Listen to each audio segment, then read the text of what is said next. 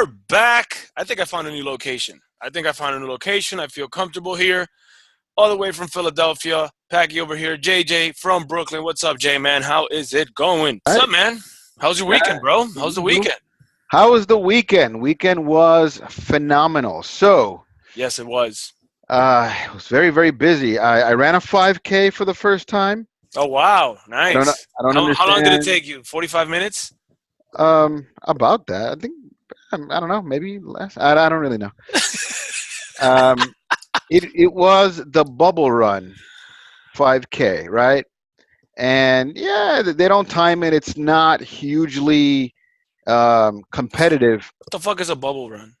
You Uh, disappoint me. Every week you disappoint me with some shit. What the fuck is a bubble run, Jay? so when you take soap and mix it with water, add some air, and makes bubbles. So a lot of those over a 5K stretch.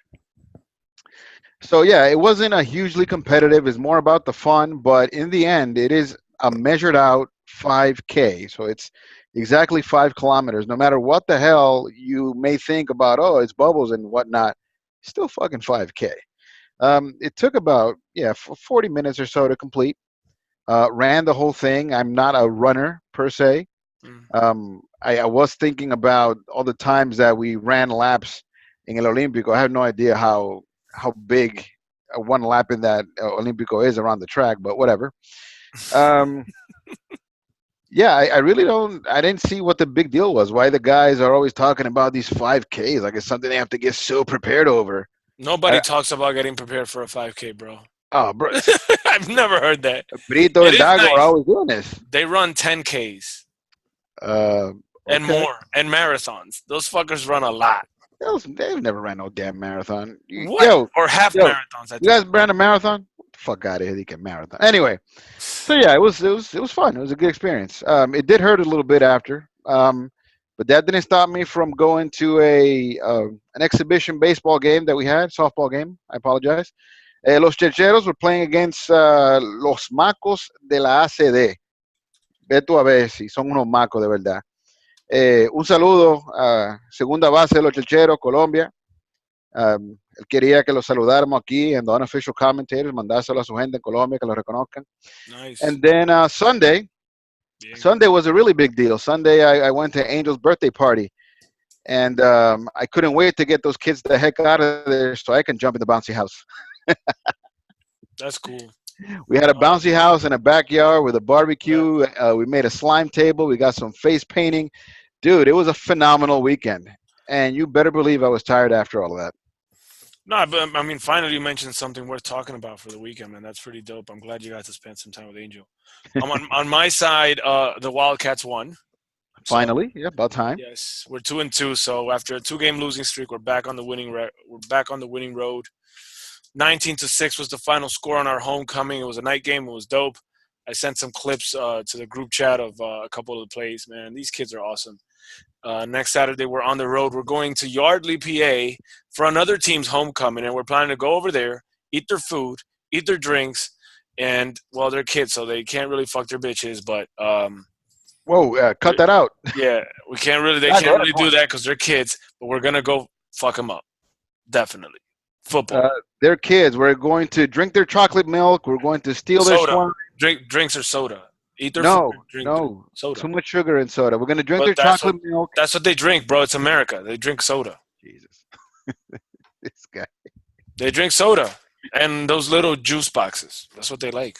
All right, I think that's enough for the weekend. All right, so in week 4 of the unofficial commentators league pick'em, JJ 98, that's me. I went 5-2. PaQi went 4-2. That means that PaQi did not pick a game. You should have been at least 4-3 if you had picked the third one wrong. I must Uh, have not clicked on the damn thing then. That doesn't make sense. I always pick. that's possible, but I can't award you one that you didn't pick. I mean, it is what it is.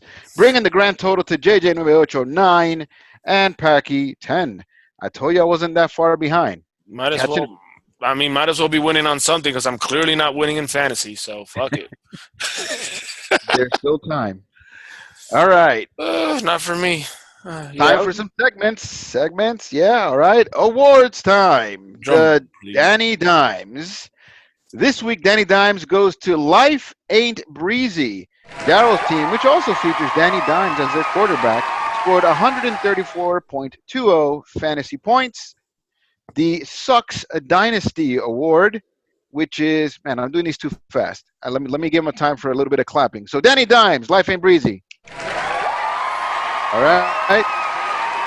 So the lowest score, the Sucks Dynasty Award, goes to Run Rooks Run.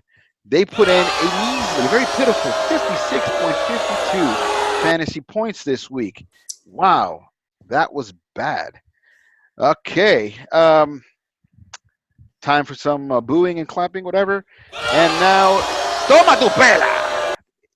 Once again, featuring the Rough Raiders. The Gotham City Rogues won over the Rough Raiders Damn. by 42.18 points. I'm just proud I'm not the Wow. lowest scorer, man. That's honestly that's a victory for me. I'm not the lowest scorer. Yes, I literally went in on Monday night just to make sure that I was not the lowest scorer again. That's how depressing it's gotten for me already, and it's only been 4 weeks. Yes. Okay. Now, La Chepa Award goes to What It Do, Baby.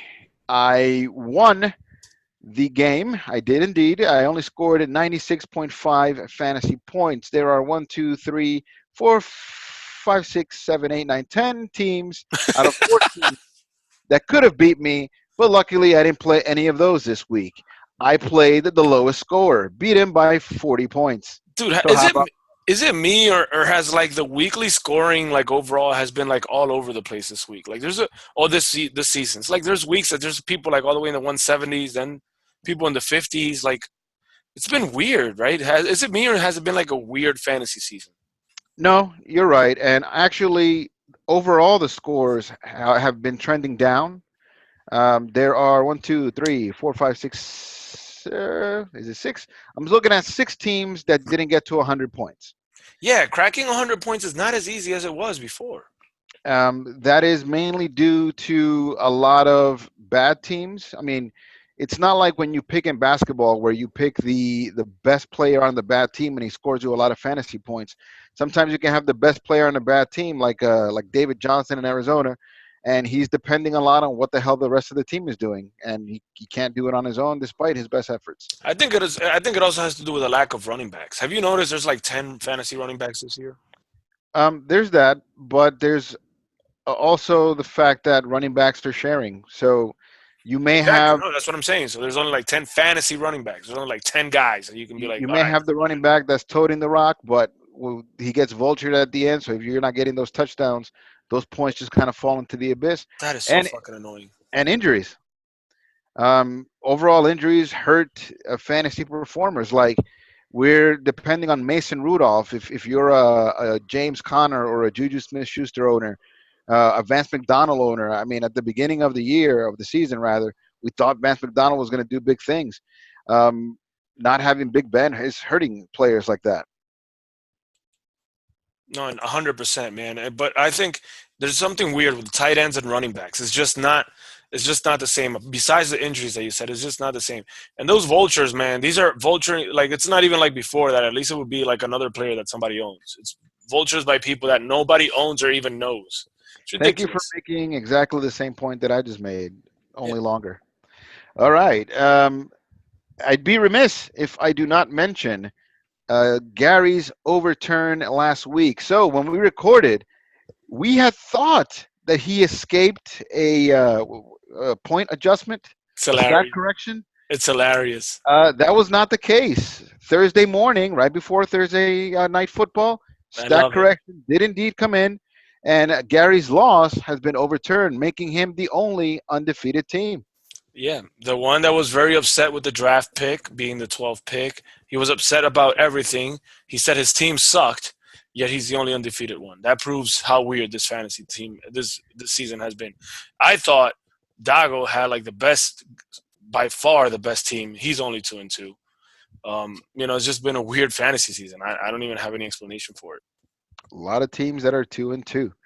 All right, so this week, my producer Dago gave me a list of topics to discuss. On them, he mentioned players on bye week. After I looked at the schedules, it's the Detroit Lions and the Miami Dolphins on bye. I don't think there's any player of note worth mentioning as part of these bye weeks. Hey, not if you're Omar. Remember, Omar owns proudly always Miami Dolphins. He has Preston Williams, who does show promise, but at the end of the day is in Miami. So he's fucking useless in fantasy. But Omar owns him. But if we're going to talk about real fantasy players, Detroit does have Kerryon Johnson. Kerryon Johnson has been amazing. I'm not sure if you own him or no, you own Marvin Jones, who has also stepped up big time this season. He's been pretty good. And although Matthew Stafford is not really owned in a lot of leagues, Matthew Stafford has put up some pretty good fantasy numbers. You have T.J. Hawkinson, who was my tight end. Not only is he on a bye week, but he got completely knocked the fuck out last week. So there are a couple of players in fantasy. Not to mention Detroit also has a couple of really good IDP defensive players. So, yeah, it's all about Detroit. I mean, Miami is just Omar, the one that has Preston Williams. And whoever has Kalen Ballage and Balaj? Blige. Yeah. And the other Kalen Ballage now belongs to free agency. Omar and the other had him. no, that's what I was gonna say. And the other running back, they're all like it's useless anyways. There's no point. I mean, it's fucking Miami. The other running back. I personally forgot his name, Kenyon but Drake. I remember you said he was a great fantasy asset at the beginning of the season. Kenyon Go, Drake. go back to episode 1 and hear PaQi fawning over Kenyon Drake, I never who thought now we call the other running back. dude, I've never thought I would see a team ever in my life purposely tank in football. Like I thought that would never happen in football. Like Miami has been the biggest disgust I've ever seen. Honestly, I've never been more disgusted by that shit. That's ridiculous. Oh, okay. Disgusted. I heard disgust as in talked about. Okay. Cool beans. So that's bye weeks. All right. 4 players to keep an eye on. I think they're easily replaceable. So moving on. Doug also wanted us to talk about Baker Mayfield. I think it has to do with how he was discussed in media with the comments from Rex Ryan, and then you and I kind of went back and forth on Baker Hmm. Mayfield. You had some thoughts, but honestly, at this point, why are we talking about Baker Mayfield coming off of a win? I think the thing to discuss, if anything, Because he still sucked in the win. I think the thing to take away or to talk about in that very same game was Odell Beckham choking. And I'm not talking about him only getting 2 passes for 20 yards and leaving your team whispering in the wind. I'm talking about he manned up and he went out of safety and he got choked out in the middle of the field. Yeah, I mean, Odell Beckham always seems to be a little bit tough, but he's really not that tough. I don't think there's a single NFL player that's intimidated by Odell Beckham. I mean, besides football, I mean, like physically intimidated as like he can. It's not like when the Calvin Johnson days, you know what I mean? Like, or Andre Johnson. Like these were just some big physical receivers that like, they could do some damage. Nobody cares about Odell Beckham. Besides, Odell Beckham's a freaking pretty boy, man. And of course you got to talk about Baker Mayfield because he still sucks, man. Even though they won a game, he sucks, dude. Baker Mayfield is not playing good. I'm not saying he can't be better, but at this point in time right now, Baker Mayfield sucks. Dude, just admit your hate. Just say, I don't like Baker Mayfield. That's it. That's all I want you to say. It's okay. We're Okay. recording. Convince me why he's good right now. I Tell me what that, he's done that good is this season. that has not ever been my point. You are allowed to dislike whatever player you dislike, Has nothing but to do with like or dislike. but don't make it Oh about God. that's in production. It's his second year. How many players have gone through a sophomore slump? I mean, there's a phrase called sophomore slump for a reason. A lot of quarterbacks tend to suffer in their second year. Right. They I'm get not things disagreeing with figured you. out. I'm just saying that right now he sucks. And for all the shit that he talked and all the shit that Cleveland talked and all the shit that the media talked, he's left a lot to be desired. That's all it is. And that's a fact. I'm sorry. Has nothing to do with me liking him or not. I'm not saying anything unbiased or biased. I'm not saying anything unfair about Baker Mayfield right now. You know what I was thinking about right before we sat down to record? That's a rhetorical question. I know that you don't know what I was thinking about because I was thinking it. I wasn't saying it. Anyway, I was thinking about some of these rookie quarterbacks for this year. So far, we've seen it's Kyler Murray, it's Daniel Jones, and now Dwayne Haskins finally made the field. Um, how would you rank those three, at least so far this year? Gardner Minshew has been better than all of them. That's my Oh, opinion, and he's a rookie. correct, correct. I And didn't no, mention that. I don't nobody think was expecting Gardner Minshew, and I fucking discredited Gardner Minshew here when Ali had him, and like starting him, I'm like, come on, dude, like this guy is not like, you know what I mean, and he this sounds like a salad. right, he sounds like Gardner Minshew, he sounds like a fucking salad, and he got that stupid mustache, and like I didn't think anything of this guy, but this Why is that guy's mustache stupid? But then you love the Aaron Rodgers mustache. I never loved the Aaron Rodgers mustache. Are you fucking insane? We record these episodes, right? Yeah, go back and find it. All right, for sure. We will do this. But I don't Dago, dislike episode one, the I preview don't to week dislike one, I don't Aaron dislike Rodgers wait, mustache. I don't dislike the mustache from Gardner Minshew. It's not that I dislike it. It's just Gardner. like it's just weird for a rookie quarterback coming in that nobody knows. You know, it's just like a weird taste. I'm not saying it's wrong, but anyways, that has nothing to do with football. This motherfucker could play. That's all I'm seeing. And obviously, I mean, nobody knew about it except whoever drafted him in Jacksonville, right? Except Tom Coughlin apparently. But this guy's been amazing, and Daniel Jones been second to that. I didn't see anything that I liked about Dwayne Haskins, but then again, Dwayne Haskins was kind of thrown into the fire in the middle of a game. It's not like he's gotten reps with the first team. It's not You like the know, way that you know what I don't like? It's and this has to do with the situation that he's in. Uh, is he dumb or is that offense just too hard to learn? And if it is, then why are we trying to employ it if you're the Washington Redskins? How do you say about your quarterback that he just can't grasp the offense? It doesn't seem like such a far out there concept. Like it if, is. if their offense was really that great, why aren't they better? Pro offenses are tough to learn for any quarterback coming out of college. And Dwayne Haskins has the particular situation that he's not a mobile quarterback. He's not a dual threat quarterback. He is a pocket passer. So therefore, it's not like, for example, like when you're putting in a mobile quarterback that you can kind of create a little package around a read option and RPOs. That's not what Dwayne Haskins does. So he has to get the playbook down. He has to understand passing patterns. He has to understand the concepts. He has to understand the reads. And the worst part is understanding the language. Because when you get into an NFL playbook, it's a whole different language. But I think it's just unfair right now. Not only was he not ready 100%, but it's not like the Giants, like they said Jones was going to be their starting quarterback, and he practiced with the number ones. He had a whole week of preparation as a starter. Dwayne Haskins was kind of thrown into a dump fire because Jay Gruden knows he's going to get fired. So he's like, well, fuck it. Go ahead, play, bro. Like, I ain't got nothing else to do. And besides the fact that that team really does suck. Like, that roster sucks.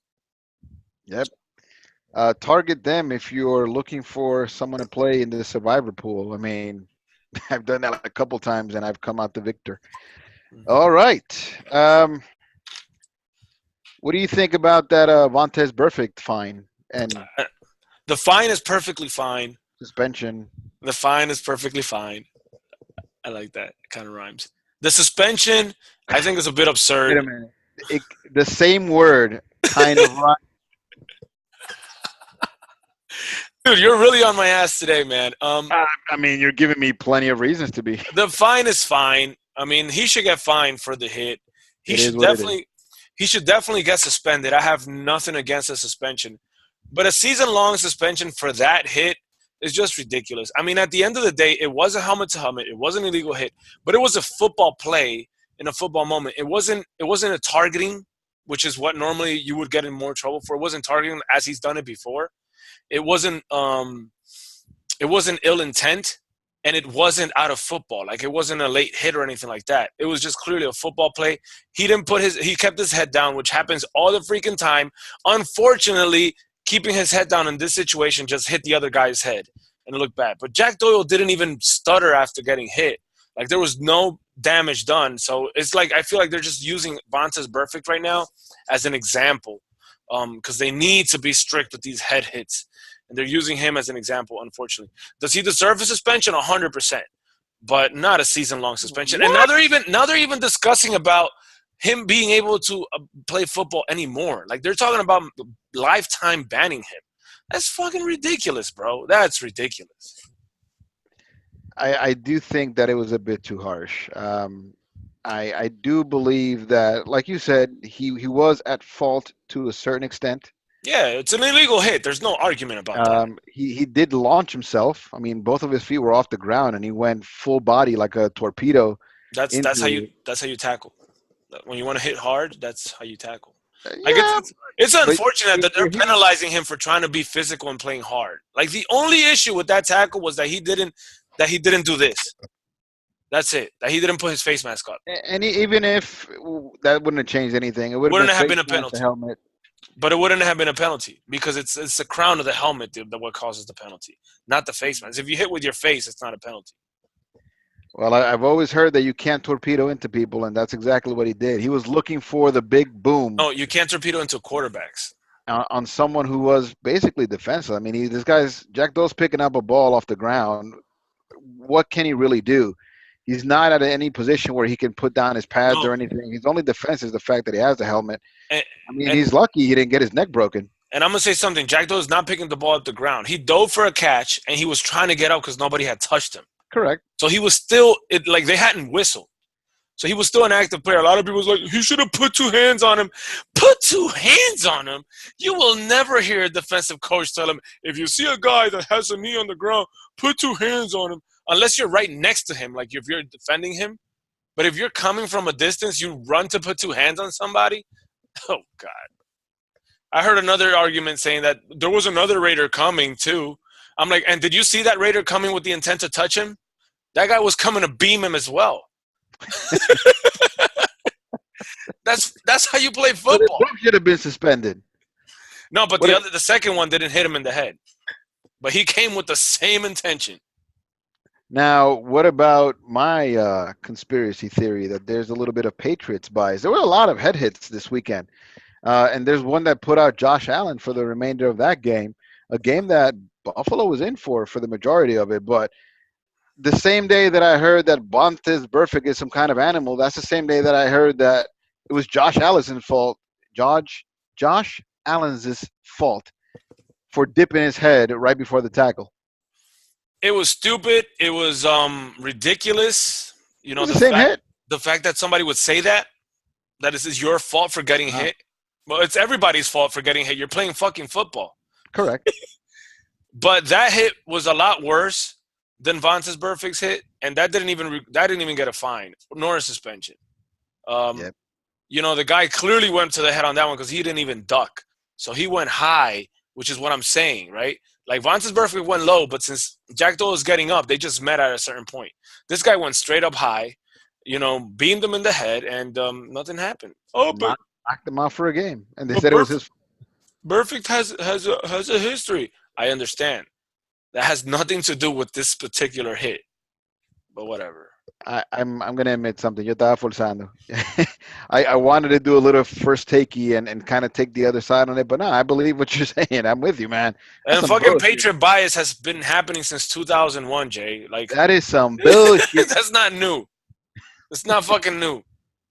Patriot fucking bias, man. It's ridiculous. Oh man. Well, at the end of the day, he's suspended. Have you heard any more talk about that? Is he going to appeal anything? I haven't heard anything about appeal, but I told you that they're talking about a lifetime ban. Like the people are saying like he shouldn't play football anymore. Why do I want this crazy person out in the world? Like, leave him in football with the other crazy people.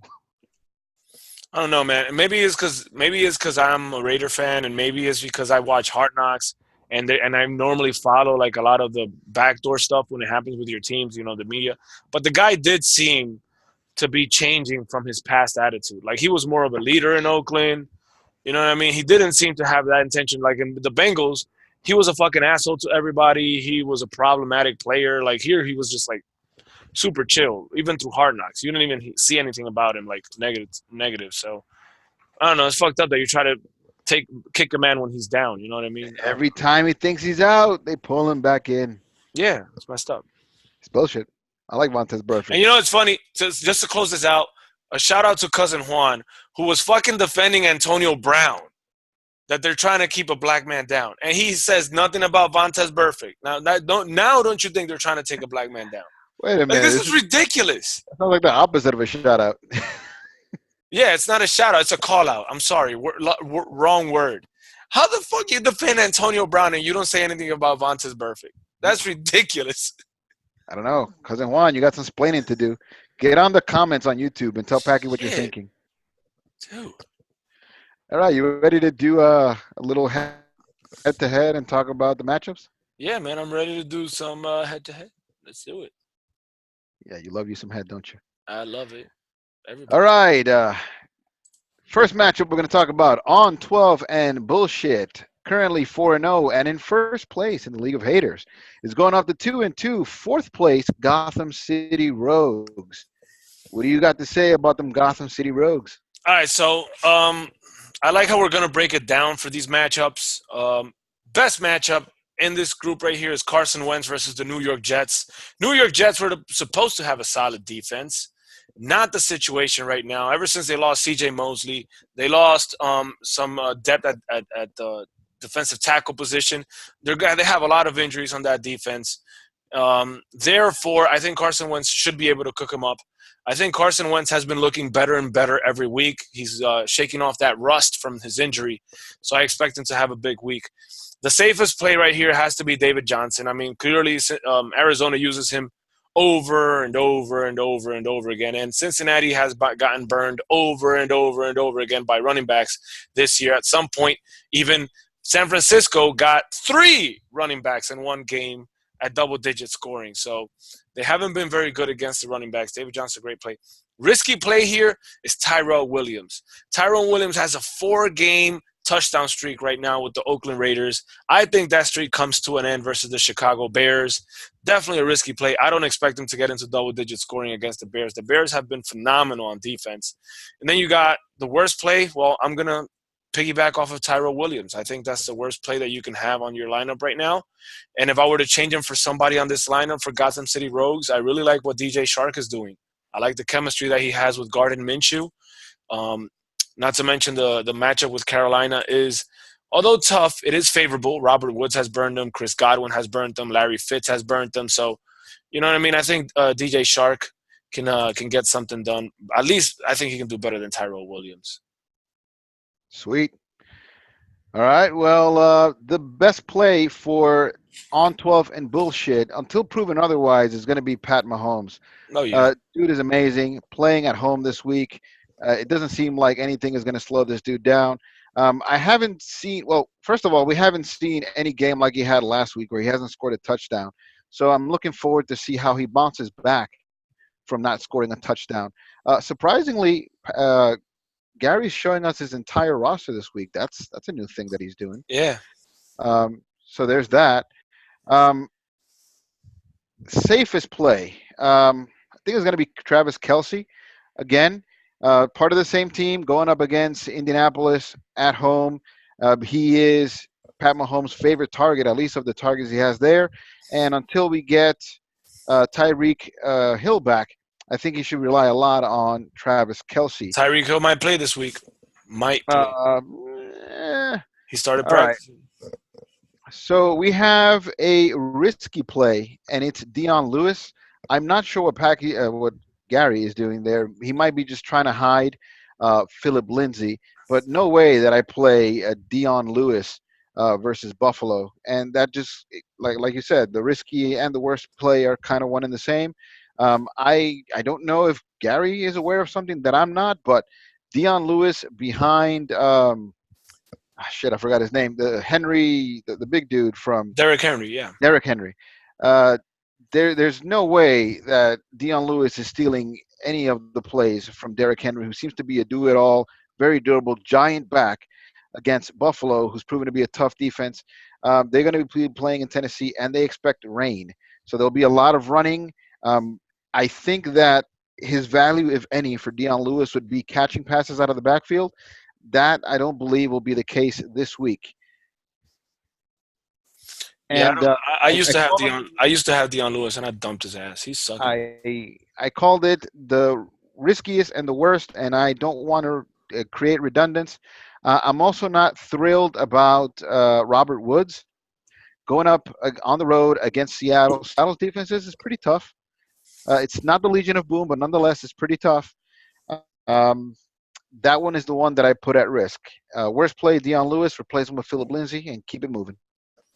Nice. Who did you pick? Who did I pick? Oh shit. I believe that Kansas City has a lot to prove. I'm gonna go with Gary on this one. And strangely enough, I think we both picked Gary last week, and he won. So the jinx Yep. didn't work. I'm picking Gary as well for this one. Oh, well, make sure you click it in there. I already did. I already All put it. right, next All matchup, my- we're going to be. Oh, great. All right, so the next matchup we're going to be discussing is the 2-2 sixth overall Run Rooks Run, coming off a pitiful performance last week against the also 2-2, but strangely a different kind of 2-2 in 10th place. Life Ain't Breezy. What do you got to say about Run Rooks Run and why they win this week? Oh, well, first of all, let's go with their best matchup. Has to be Josh Gordon versus the AAA team, Washington Redskins. Um, they've been burnt, obviously. I mean, I'm not even going to get into details with how many players have actually scored on them already. They're a horrible team up and down, offense and defense. So Josh Gordon is a solid pick right here. I think he'll have a great game. A safe play, though, would be Michael Thomas. I mean, Michael Thomas has been extremely consistent all year round, and they're facing Tampa Bay, and they're at home. So Tampa Bay, although they had a great win versus the Rams last week, I just don't respect that defense. So Michael Thomas is definitely a safe play. A risky play. Following the Can I just cut in there very briefly and not take too much of your time? I yeah. think you should respect Tampa Bay a little bit more, though. I mean, it's a new defensive coordinator. They got some pieces by way of draft and free agency. They're not the same Tampa Bay of last year. Yeah, they're I not, but mean, their defense is still bad. that said, they did allow a shitload of points, even though they won last week. Yeah, their defense is still bad, and they're giving up a ton of points to wide receivers. Vernon Hargreaves, which is their top corner, is hurt. He might play, but he's ailing, so I just don't see how they're going to contain Michael Thomas. You got the risky play following the same topic from the previous matchup. I'm going to go with Josh Jacobs. Josh Jacobs against the Chicago Bears. I love how this kid runs. I love seeing this kid. Like, he's doing what he has to do regarding real football, but when it comes to fantasy, he's not really scoring many touchdowns.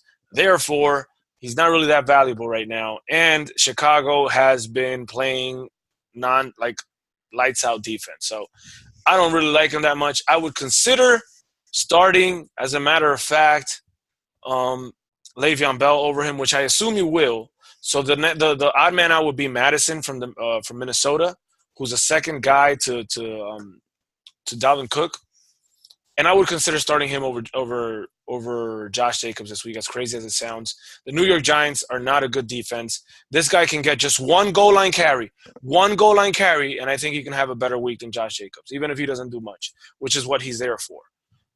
So I would consider it. I know it's a risk. That's why it's a risky pick, right? It doesn't mean it will work. And the worst play, I just got to say this. Chris Herndon. I know you're not going to start him because he's suspended and he's on a bye. But no, I mean, he's not on bye. He's on the Jets. But that's like a bye. But why do you own this guy? That's the only thing I want to know. Like, why own this dude? I don't understand. This is a droppable player. I just wanted to put that out there. This roster looks a little funky. I see three quarterbacks. I think he. I think my alter ego is doing that thing that Dago hates so much, where he's carrying these three quarterbacks, making sure nobody gets them. Then he cuts them on Sunday so that they go into waivers and nobody can pick them up, and then you just can't touch them. But I don't think he's styling Kyler Murray. More than likely, he's going to go with Dak Prescott, unless he's feeling some sort of way with Prescott's last performance, which is kind of terrible. And he also picked up Jameis Winston, which is the hottest name in quarterbacks this week. I'm surprised that everybody that was looking for quarterback help didn't pick up Winston. But yeah, I don't think that roster that you're looking at is the finished product, but nonetheless, good analysis there. Moving on to Life Ain't Breezy. Changed his name. I didn't like it when you had Drew Brees, and now that you don't, it doesn't make any sense. You have Daniel Jones. There's so many Danny Dimes references you could be making here, raining dimes, anything you want to do, dude. What Change is the it? name. What's that? The Punisher. What's the thing he says? A nickel and a dime. What is a penny and a dime? I have no Every clue. time the Punisher is going to kill somebody, he said something. Damn, I'm going to Google it right now. All right, by all means. You never saw the While Punisher, the Netflix series? I absolutely did. I don't remember what it is you're referring to. Okay, moving on. The best play for Life Ain't Breezy is by far Leonard Fournette. He says Um, one batch, two batch, penny and dime before he shoots somebody. That's exactly. He always says that. oh, that's when he snipes. Exactly. Oh, now you remember. Oh, yeah, well, when he's shooting people, which he does a lot of, I don't think he's doing a One lot of batch, talking. two batch, penny and Danny dimes. That'd be a great name. I would use that. For sure. All right. So Leonard Fournette, the best play, playing on the road in Carolina. Carolina hasn't been the defense you write home about this year. I like Leonard Fournette's usage. He seems to be creating and fitting more into this offense over in Jacksonville. Um, with the improvement of Gardner Minshew and just the team's offense overall, they do tend to rely a lot more on the run. I'm liking Leonard Fournette this week. The safest play this week is going to be, damn, there's not a lot of them here. I'm going to say Chris Thompson. This is strange considering how good the New England defense is playing, but if you're a team that's playing from behind, which I believe Washington will be doing a lot of, they probably use a lot of passing. They'll probably pass a lot on the flat. And um, I have no idea. You know what? I'm going to change my mind on the fly. This is Chris Thompson is both the riskiest and the worst play. I have no idea, given that we don't know who the hell the quarterback is going to be come game time, what's going to happen, how they're going to play him. I really don't know how he fits into the offense. I'm totally baffled. I'm going to switch everything around and just say that the safest play here is going to be Todd Gurley. Todd Gurley. He may disappoint you, but he is what he is. He is the main guy in the Rams running offense. Um, they haven't really been relying that much on the running offense, and I believe that's why part of the Rams have been looking so discombobulated. Um, they got Cooper Cup back, which PaQi said was the determining factor in how they played down the stretch, but they're just not using the run. And you thought that you would have gotten his backup, whatever his name is, Malcolm Brown, and that would have made a difference. No, after week one, we haven't seen anything, not a peep from Brown. So safest play just for the sheer volume, just because it's going to be there all the snaps, or at least we hope so, is going to be Todd Gurley. Who's your pick? Who am I picking to win this? I'm going to go with Run Rooks Run. I believe that Life Ain't Breezy is a fraud. They won last week, but I don't see that happening too many times. Yeah, I picked Ron Rooks Run too. I'm going with him too. So we agree on that one. All right. Well, so far we've picked the same matchup. I'm not going to get a lot of separation. Even So if I you're pick saying him that against Life Ain't Breezy is a fraud, just like Baker fraud. Mayfield? This fucking guy. All right. So next matchup we have is 1-3, 13th overall. El Papá de Daphne. Damn. He thought he was swinging his big dick around when he was 2-1, and then whoop, stat correction, and then lost the last Oh, week. 1-3. El Papá de Daphne. 13th overall. That's second to last team. He's only better than one team. you know what I feel like doing right now? He just lost Gaskowski to IR. I feel like picking up every single kicker and dropping them. Just so he can't pick up a fucking kicker this week. This fucking guy. Well, now, uh, if with your luck, if you pick him up, they'll get injured anyway. So Uh, there's that. He's going to be playing against former number one overall, but currently 2-2 and kind of on a slide. Guica Translate, the seventh overall team in the league. This is this is not the matchup to highlight. This is probably one of the worst matchups this week. So let's get through this quickly. What do you think of Guica Translate's team? well, his best matchup is DeAndre Hopkins. I know he hasn't had a great fantasy season, but Atlanta has been very underwhelming on defense and offense. They just haven't been good. I can totally see DeAndre Hopkins having a bounce back this week. If you look at Atlanta's matchups, previous fantasy matchups, they allowed 22 points to A.J. Brown and 17 to Corey Davis. They got burned by Marcus Mariota in freaking Tennessee. Nelson Aguilar. Jesus Christ, Nelson Aguilar put 20 points up against Atlanta. So I can totally see DeAndre Hopkins having a bounce back week and acting like the number one pick that he was, or the first round pick that he was. Safe play right here has got to be George Kittle. You can't go wrong with that tight end, one of the top 3 fantasy tight ends. And he's going up against Cleveland. Cleveland's defense has been really, really good, and I honestly think that this game, this Monday night game of Cleveland versus San Francisco, is going to be a lot better than a lot of people think it will. So I really like George Kittle there. The risky play here, believe it or not, a stud, Amari Cooper versus Green Bay. Green Bay has been very good against wide receivers. They have been very good against the pass. They've done a solid job. I'd be very careful with that. And not to mention that Amari Cooper seems to be a bit banged up. They haven't allowed more than 13 fantasy points to any receiver this year so far. So, and the move switch that I do is what's his name? Wayne Gallman. Why do I keep calling him Will Gallman? Wayne Gallman, man, for the New York Giants. I pretty much trashed him on this show last week, and he came up with 23 points.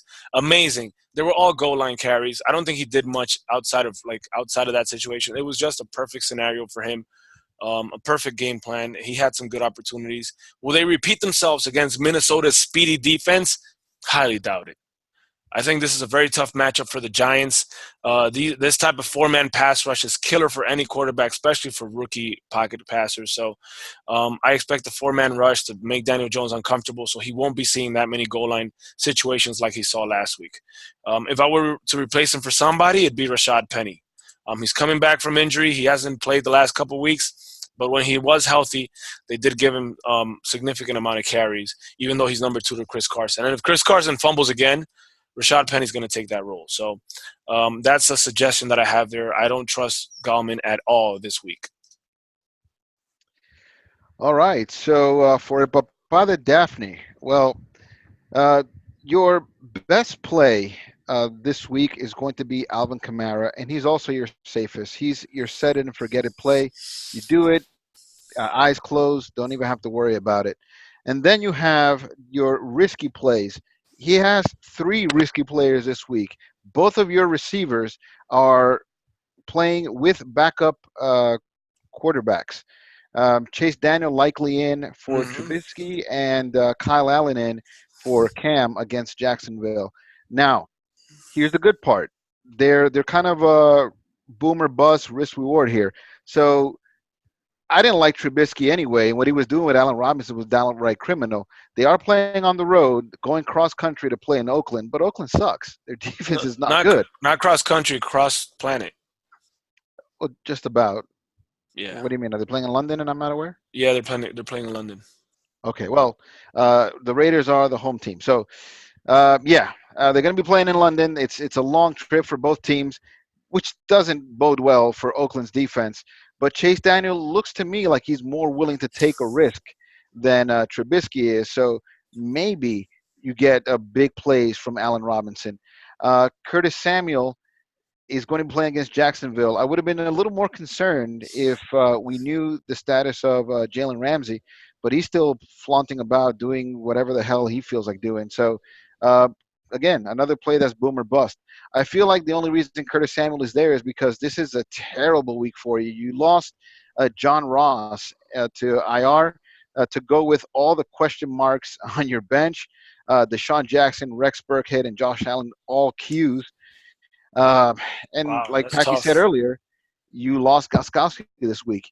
Even then, you're still close in projection. Worst play, it's obvious that it has to be the player that's injured and probably won't make it to Sunday, or definitely won't make it to Sunday, Gostkowski. So that's the player you have to replace. You don't have anyone else on your roster to replace him with, so go to the waiver wire and pick up a kicker. All right, I picked Guica GAD, which I don't even know what the GAD stands for, but that's clearly my pick for this one. I'm calling him Guica Translate just because it sounds funny. It's like Google Translate, but Guica. I know. Whenever somebody writes some shit with a bunch of typos, I just think to myself, hey, Guica, translate. I mean, not to mention I would never pick El Papa de Daphne for no reason, ever. So, yeah, I'm definitely going with Guica on this one. Yeah, I'm not feeling the running back situation for Guica, but nonetheless, I do like the Houston stack a lot.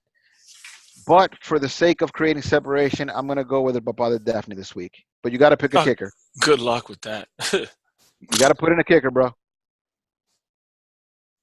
All right. So moving on to the next one, we got La Mama Culo versus Cuz El Abusador. Damn, I didn't even say anything about their records. I was so interested in getting in there with the joke. So 2-2, ninth overall, La Mama Culo versus the 3-1, second overall in this league. I think through 4 games, this has been the best result for Cuz El Abusador in a long, long time.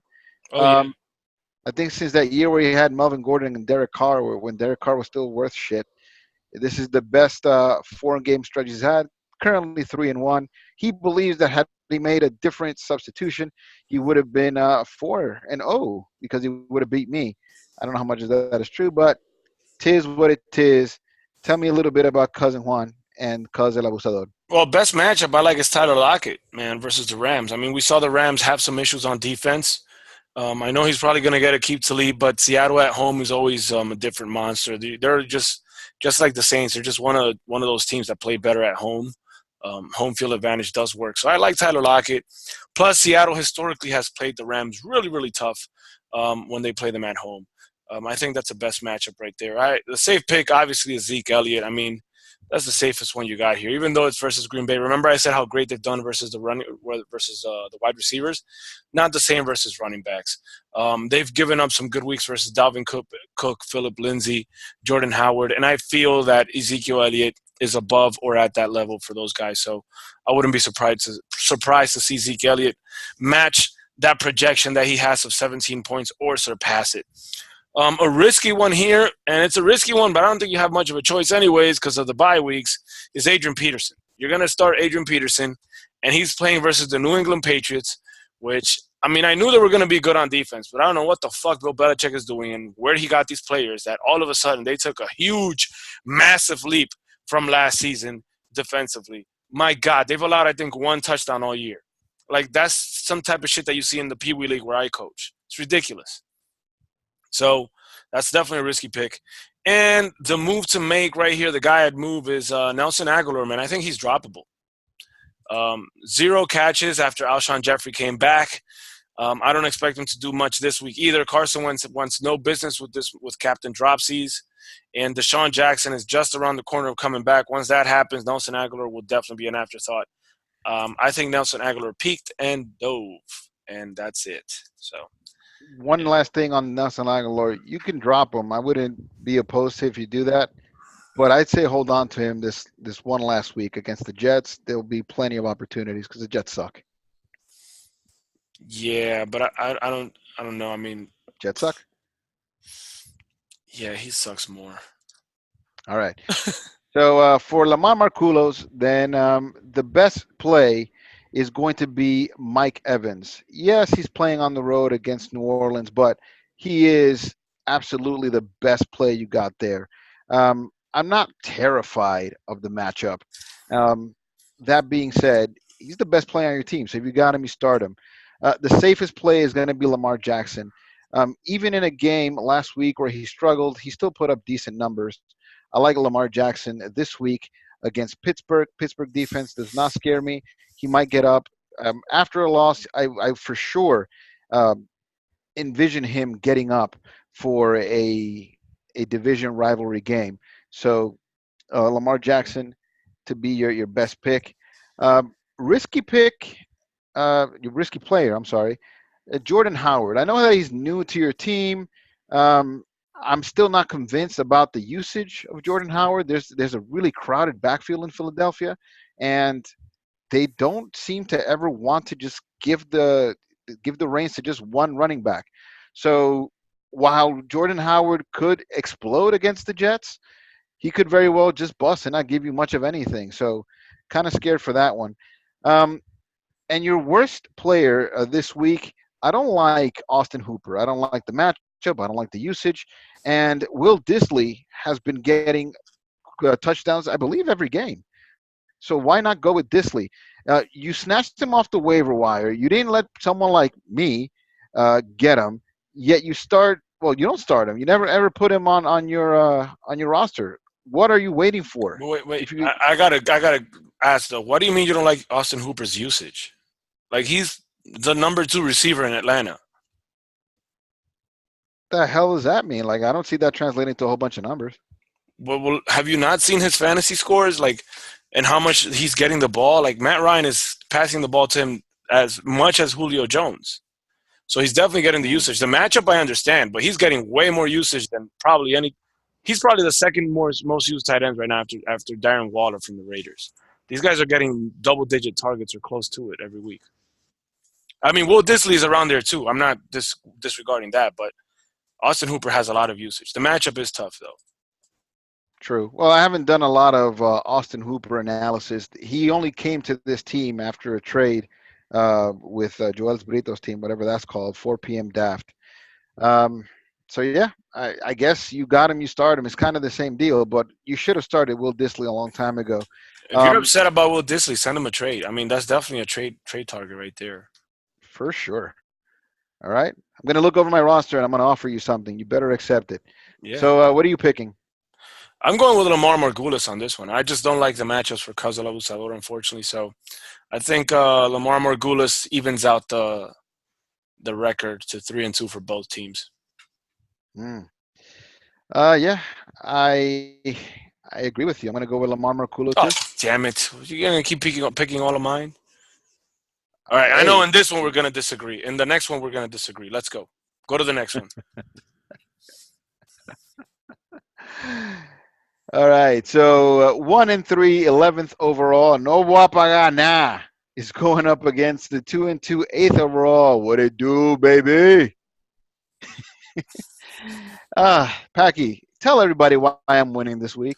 I'm gonna tell you, your best matchup is definitely Russell Wilson. I already mentioned the situation between the Rams and the Seahawks. It's a good rivalry. Russell Wilson plays better at home, statistically and in reality. And he, like I said, he always steps up his game when he's playing the Rams. He is one of the few people that's able to get away from Aaron Donald every now and then, not always. And the Seattle offensive line has looked a bit better than the previous year. So I like Russell Wilson. I like this matchup for him, even though it sounds a little weird, but I do like him. I think the safest bet right here has to be Alshon Jeffrey versus the New York Jets. We also talked about this matchup for the Phillies, or for the Eagles, better said, versus the Jets. It's a great matchup. The Jets defense is banged up all over the place. Alshon Jeffrey is back. He looked good. As soon as he came back, they used him. I expect him to be used even more this week versus the New York Jets. I think the Eagles want to get up quick and fast on the New York Jets so they can run the ball and end this game quick as possible. So I like Alshon Jeffrey.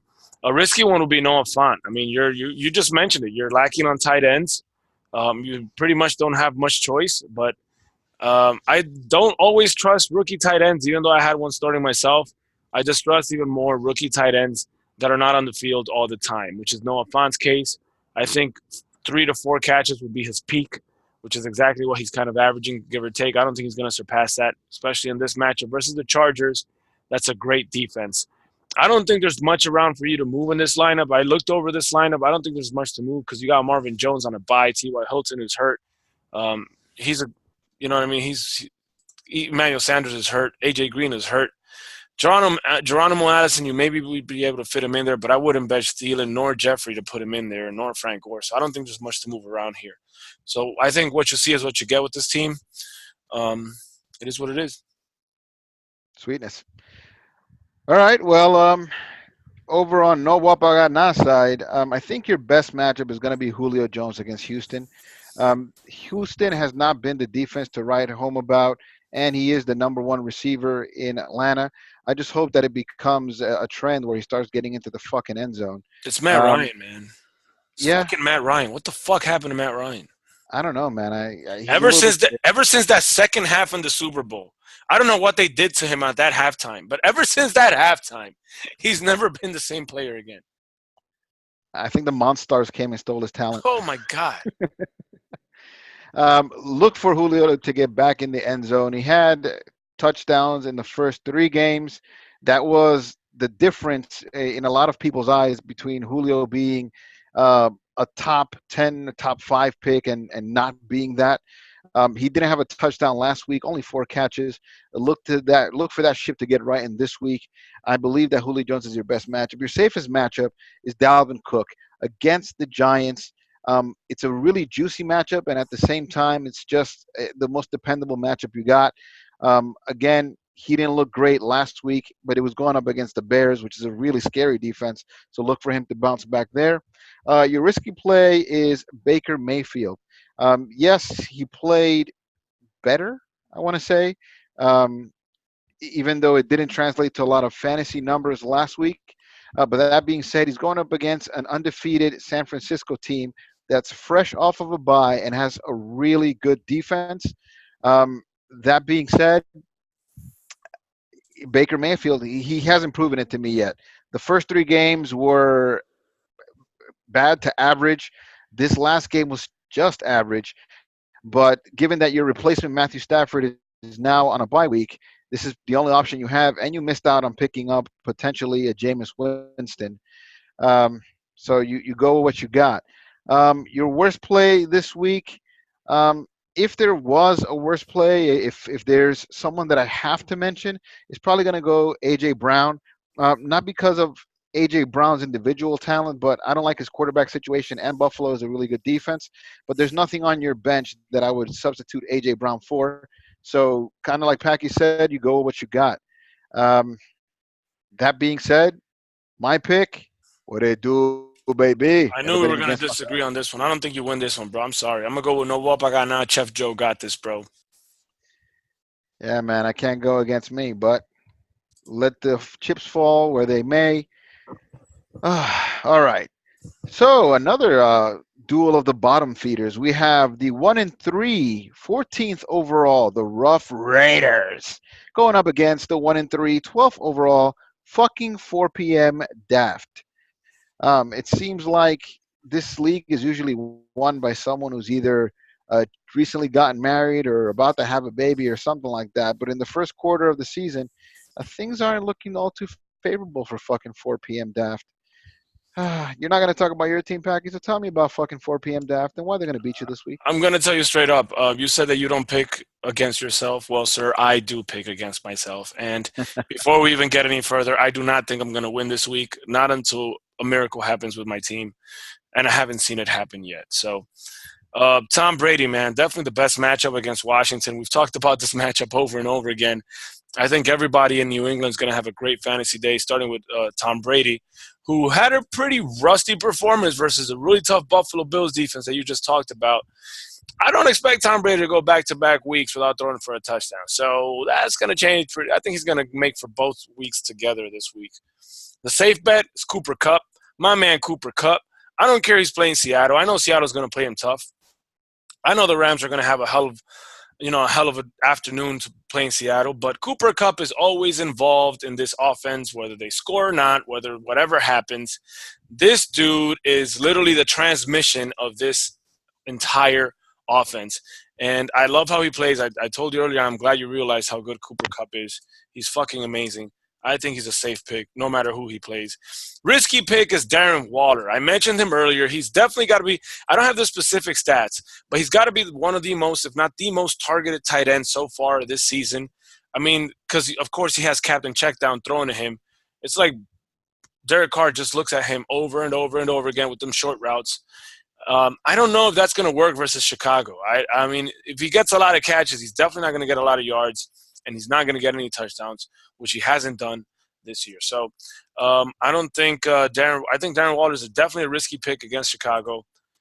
Maybe he'll be good. Roquan Smith is supposedly out because of questionable behavior, so maybe that'll help him. We'll find out, but it's definitely a risk. And the move to make is I think there's two players on this team that are droppable. David Njoku is definitely droppable. No reason to have him on your team. He's an IR player. And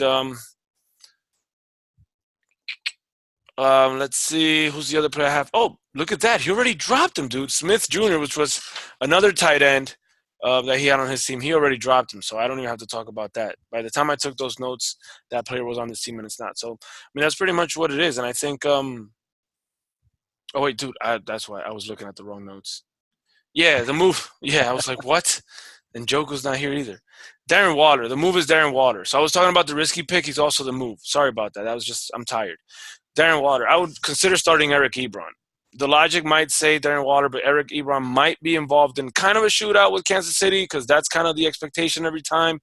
I wouldn't be surprised if he finds the end zone. I definitely doubt Darren Waller will. So that would be my risky pick and move at the same time. I think the best pick you have this week is going to be Chris Carson. Oh Um, God. that doesn't say a lot, I know. But I think he found a lot of his magic back. He got over his bout with the fumbles, and he ran like a real man last week. I You heard how mean, many broken tackles he had last week? dude, I saw him carry a player for like 5 yards. I read. Fact check me on this one if anybody's listening. I read he broke 21 tackles last game. Shit. Yeah.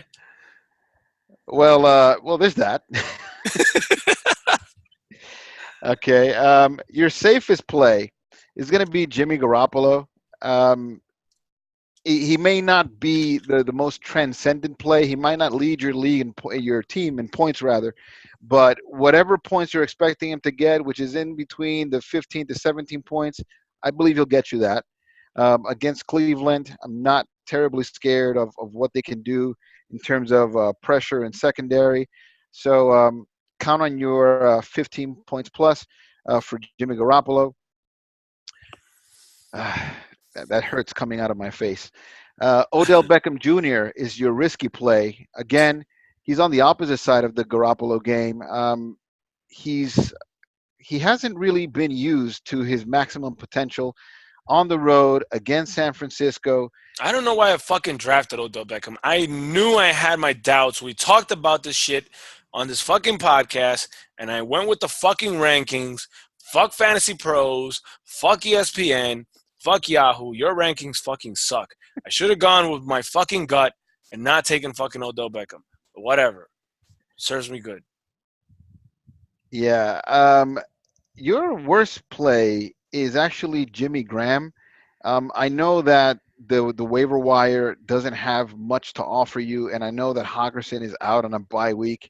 I don't like Jimmy Graham against Dallas, not just because of the matchup. I think that after him not being able to catch one of those 7 passes that they threw to him in the end zone, I don't think that the trust is going to be there from Aaron Rodgers anymore.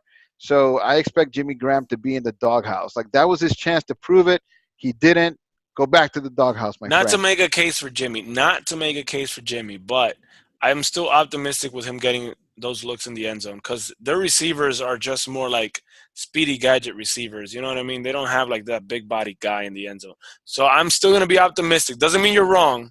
I mean, I think you're right, but I'm trying to be It was optimistic a here. really weird game too because the thing about Philadelphia is that we know that they have a really bad shit secondary. Um, but even then, all of these plays being so close to the end zone, it didn't really matter that the secondary uh, wasn't there because the safeties were close and the linebackers were clogging the lanes. So there wasn't much to, you didn't have to worry about poor secondary play. Yet they still kept going over and over and over to Jimmy Graham. And it was just a weird situation overall because so many times they ended up on the 1 yard line. I don't foresee that happening too many times. If Aaron Rodgers just unleashes the arm and gets a lot of these receivers in stride, it may not even matter that Jimmy Graham is on the team. He may be invisible like he has been in previous weeks. Um, Devontae Adams is dealing with an injury. I don't think we mentioned him because he was on a bench somewhere down the line. Um, so you mentioned that maybe Geronimo Allison gets some run, and it might be a good Marquez Valdez Scantling game. Um, so yeah, I understand the appeal of having him in your flex spot, and that's pretty much what I'm going to say about that. Oh, I love your kicker this week too. Like I know that I probably wasn't going to name him ahead of Jimmy Graham, but Arizona seems to only want to kick field goals whenever they're close to the end zone. I think the first end zone carry was this last week for Kyler Murray. All they've been doing is kicking, kicking, and kicking. They're playing super afraid, but they're playing against Cincinnati, which is shit. And yeah, either he gets to the red zone close enough many times and kicks field goals, which would put all your points up, or he gets a lot of extra points if they do finally do something in terms of scoring. But two real shit teams this week, huh? Arizona and Cincinnati. Yeah, that feels like my fantasy team. Yeah, I'm gonna go with fucking 4 p.m. draft. I'm not going to disagree with you on that one. All right. The last matchup this week is going to be Gain Pounds at Gordos RD, which is currently 2-2 and fifth overall, going up against Mac Cafe Espresso 3-1, the third overall team. And I'm going to say that this is going to be the highlight matchup of the week. Tell me about Mac Cafe Espresso. Yeah, I'm gonna start out with the move to make on this one because this is the matchup I was talking about earlier. I was looking at my notes. And Joku and Irv Smith Jr. from Minnesota. I know tight end depth is hard to come by this year, especially in a 14-team league. But I don't understand why these guys are even bothered to be owned. I don't see any situation where I would start him. First of all, because Njoku's in IR, so holding a bench spot for 8 weeks kind of sucks. And Irv Smith, I just don't see a situation where I would use a backup tight end in an offense that throws the ball 10 times a game. I don't see it. So my opinion on the move. But if we look at the best matchups, I think the best matchup has to be Trey Burton, a tight end for that matter, versus Oakland. I know he has a backup quarterback in Chase Daniels. I don't think Chase Daniels can be worse than what Mitch Trubisky was doing. But Oakland's defense has not been great, and it has been really good for tight ends, for opposing tight ends. So I like that matchup a lot. Obviously, the safest pick, I don't care who he's playing, CMC, Christian McCaffrey. This guy's matchup proof. This guy's a beast. I think right now, without disrespecting Saquon Barkley, I think Christian McCaffrey has to be the most talented running back right now in football. Saquon Barkley has the physical talents, but Christian McCaffrey, dude, he can fucking do it all, dude. This kid is amazing. You know what I like the most about Christian McCaffrey? It's not even fantasy-wise. If you watch a Panthers game, I welcome you to look at his pass blocking. Holy shit. This guy blows guys off the line on every blitz. He's just a great pass blocker. So I love Christian McCaffrey. Risky pick has to be Dede Westbrook. So even though he's technically the number one, quote unquote, in Jacksonville, clearly DJ Chark is Gardner Minshew's favorite target. And I don't see that changing anytime soon. Dede Westbrook has a role on the team, but when it comes to looking for the end zone, they're looking for DJ Chark more. So that definitely is a risky pick. I'd be very aware of that. Sweet. All right. So for Game Pounds at Gordos, this is going to blow your mind. Your best matchup this week is Andy Dalton. Oh, He's God. at home against Arizona. That doesn't bode well. After that, I have a few question marks about your receivers. Stephon Diggs is kind of your boomer bust candidate this week. He's your risky play. He hasn't been putting up the stellar numbers that we wanted, but the Giants secondary is kind of awful. And I think Kirk Cousins has a lot to prove this week. He got called out by his receiver for not taking a risk and throwing the ball deep. So I'm thinking that both of these receivers, both Diggs and Thielen, should feast this week. Um, I like Nick Chubb. He's going to be your safest play this week against San Francisco. When everything breaks down for Baker Mayfield, there's not going to be a lot for him to do other than give the ball to Nick Chubb and letting him run with it. Your worst play here, I think, is Cole Beasley. I don't know what the status is for Josh Allen. I'm not totally understanding how he fits in this offense. He's going on the road against Tennessee and playing in the rain. I'm not totally thrilled by that. Your other option would be John Brown. He's kind of the feature receiver there in Buffalo. So I don't know why you would start Beasley and not John Brown. But again, Hey, depends if there. Josh Allen can play or not. I think that's the key. Well, that was going to be my next point. I was setting up for that. But thank you, PaQi. I Oh, mean, sorry. it's going to depend a lot on whether or not Josh Allen plays. Um, Sorry. I'm sorry. No, Sorry. that's it. Sorry. There's not a crazy amount of analysis that I'm going to be doing here. You're still starting Austin Eckler. He's not a risky play. He's not a bad play. Um, I just don't know enough about him. With Melvin Gordon coming back, he's going to be pushed playing at home versus Denver. If he plays the lion's share, I like him. Um, no Bradley Chubb for Denver, gone for the year. There's going to be opportunities, I believe, up the middle, but I don't know what his role is going to be now that Melvin Gordon's back. So there's just a lot to distrust.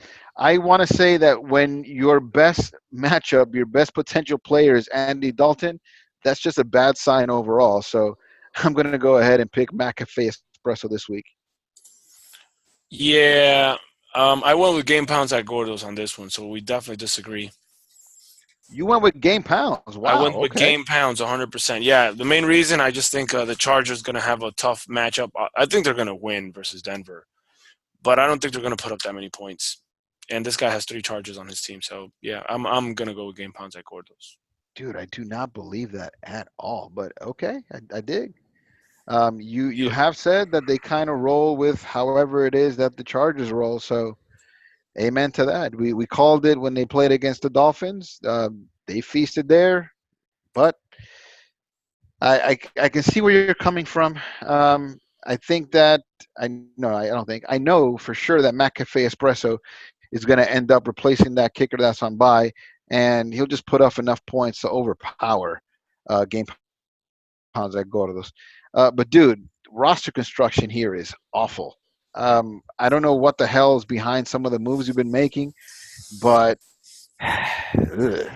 you're carrying 3 tight ends. Like PaQi said, one of them is on IR, and even the limited IR, which is 8 weeks, it doesn't make sense to carry a player for that long in fantasy, which is only 13 weeks. We're already in week 5. There's about 8 weeks left for this whole thing. So why keep a player around that long? And then to bring him in and not know how they're going to use him is tough, real tough. Yeah, let's see how he goes with buys really start kicking in. Yep. Um, David Njoku, you think he has anything to do with the poor play of Baker Mayfield? No, he's been playing bad with Joku and Joku there too. Baker Mayfield, the only excuse he has is the offensive line. That's where everybody's like, oh, it hasn't been great. But I haven't seen Baker Mayfield step up in the pocket once this year. But Baker, okay, so let's say Njoku lines up to Mayfield's right, and he doesn't get pressure in that direction, so he's not flush to his left. Don't you think that'll help?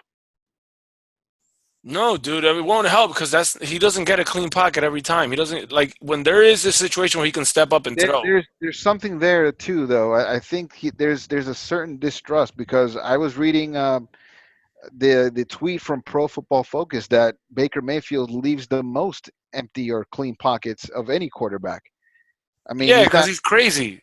And he's he not. leaves, and he always leaves to his right. And there's like multiple times. That's what I'm saying. That the excuse is the offensive line. But there's multiple times that he can step up in the pocket. He hasn't done it once this year. And then when he's just trying to escape pressure, he always goes to the right. They flush him out to the right, and he's not fast enough, dude. Any D end is faster. Any defensive tackle is as fast as Baker Mayfield. When you see him running, it was funny because the other day I was watching football with my girlfriend, and she she watches football, but she doesn't like know the players like that, like, especially from Cleveland. Like she know the Eagles players, and she's like, "Wow, that guy's really slow." I'm He's not like, slow. He just has really short legs. I'm like, yeah, he's. I mean, you'd think a kid that small should be fast, but he's really slow. So he's not outrunning anybody. So yeah, I mean, what I saw Gardner Minshew do last week and that pass to that running back, to that backup running back, I haven't seen Baker Mayfield do that his entire career. So he can learn it. You know, he can get it. All right. I just feel like this guy is just so full of himself that I don't think he understands he has any weaknesses to his games, but it's fine. Well, you can't fault them after a win. So let's see what happens this week. All right, that's going to be it for the unofficial commentators. Follow us on YouTube, unofficial commentators. We're on Instagram at unofficial commentators. We're on Twitter at UC underscore podcast. I'm not even Hmm. sure anymore. Yeah. It's crazy. Yeah. So at UC underscore podcast is where to find us on Twitter. Comment, interact with us. We'll be happy to make you part of the UC family. Shout out to everyone who watches and supports. The people that talk to me outside of the show to tell me how good of a job we're doing. Make it public and say it on YouTube so everybody knows. I like that. That's going to be it for me. All right. I'm pretty Bye-bye. good. See you guys week 5. Have fun. Hope the Wildcats win this weekend. Yep. See you guys. Hasta luego. Go Wildcats.